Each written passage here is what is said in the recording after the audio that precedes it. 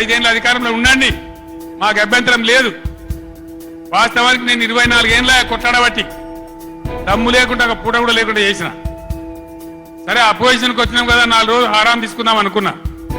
కానీ ఏం చేసిండ్రు, నల్లముఖం పిలివై చచ్చిపోయిన ఎలుకని పట్టిందట.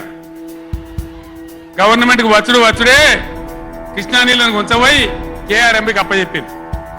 కట్ట మీద మొత్తం రిజర్వ్ పోలీసులు ఉన్నారు. మంచినీళ్ళకు కూడా సిప్పబట్టి అడుకోవాలి.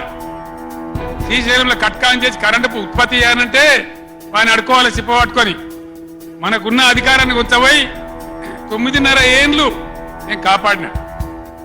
నన్ను కూడా బెదిరించారు, కేసీఆర్ ని గవర్నమెంట్ తీసేస్తాం, రాష్ట్రపతి పరిపాలన పెడతామన్నారు. పెట్టు దమ్ముంటే చూద్దామని చెప్పిన, కానీ చెప్పలే. నేను మొన్న కూడా చెప్పిన, ఈ రోజు చెప్తున్నా, కృష్ణానది జలాలు కేంద్ర ప్రభుత్వానికి అప్పచెప్పడంలో ఏనుగు పోయింది, తోక మాత్రమే మిగిలింది. ఇప్పుడు ఆ తోక పట్టుకొని ఏనుగును గుంజే ప్రయత్నం మా ప్రభుత్వం చేస్తుంది. అన్ని పాపాలకు నువ్వే కారణం.